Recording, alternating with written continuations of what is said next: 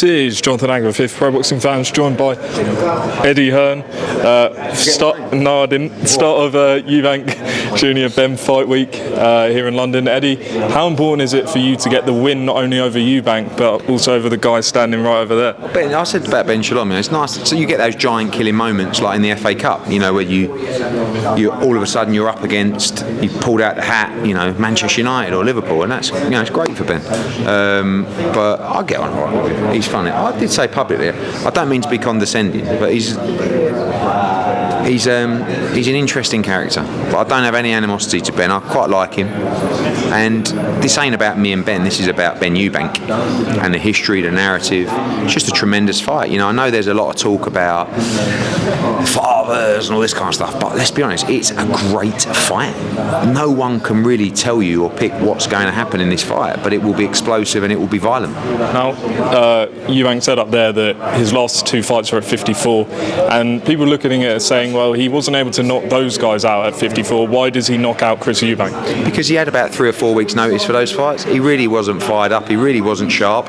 Those guys had decent chins, but he landed clean on them. So if you're telling me that when he lands clean on Eubank, it won't have an effect on him, then yes, it's going to be a very tough fight. But I don't think they're not going to have an effect on him. We saw against Liam Smith, he got knocked clean out earlier in the fight. I think the same happens on Saturday night. You question Chris's hunger. Do you stand by that? 100%. Listen, this fight's a little bit different.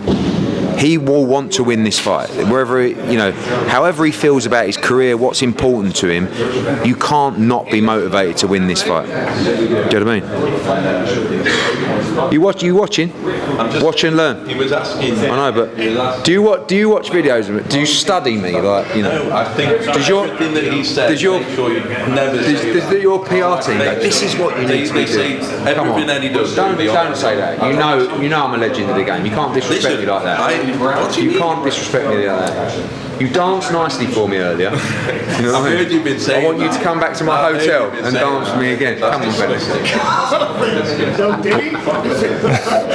No, did it? What did you think of his dancing the other day? Well, it was two dancing. I phoned him. I spoke to him the other day. I said, "What was that dance in the ring?" And then he done it again on the stage. I like dancing. Yeah. I like dancing. He's only young. I'm old. I can't dance. If I did that, everyone would call it dad dancing. But he's cool. I like salsa dancing. Yeah, I reckon you got some snaky hips on you. Moving back on. I didn't mean anything by the snaky bit. Yeah, you did. I actually didn't, but it actually worked quite well. Moving back on, I know you mentioned a couple of interviews about Shakur Stevenson, and he's still with you, so you'll be there in New York? Yes, absolutely, July 12th. Look, it is up after that fight, but we'll see what happens. We want to be with Shakur for the rest of his career. I think he's a tremendous fighter. I didn't say that. I didn't call it snaky hips. What he says that promoters right now are very vicious. Don't start with that victim mentality. I didn't say that. Just let me. You do this a lot. No, Eddie, you do this a lot. No, you talk over me far too much. So let me say one thing. What I actually said was I complimented you. Oh, thank you. I said the old school promoters have a certain way of doing things, but I know, even though Eddie might give it large, and he can be a little malicious, he's not as bad as them. That's what I said. He's not as bad as them. There's a compliment in there somewhere. You're not as bad as everyone else. So you're fucking awful, but you're not as bad as them. Thanks, mate. Thank you. He's a So By the way, with the last one's here. Fucking hell, what's going on? Just quick one on this Shakur thing. Rick Glazer, I don't know if he's a journalist or a Twitter guy, but he says you've had some falling out with Turkey and things like that. If I was, the last 3 hours that I was in his hotel room talking about all kinds of different future business across about 4 different sports, it's a shock to me. So, unfortunately, Rick Glazer, I'm sorry, I have definitely not fallen out with Turkey Al Sheikh. Quick two, Smith Benavidez, anything going on there? No, not yet. Just talking to Louis DeCubas and PBC about a lot of fights, and that's one that we're talking about. Lastly, Jaron Ennis obviously got that win over Stanionis. You've been in America, 6 years now.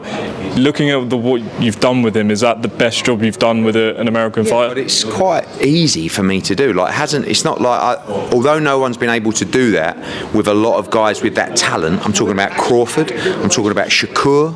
I'm talking about those kind of elite pound for pound guys. guys, it's easy for me to do because we do it over here all the time.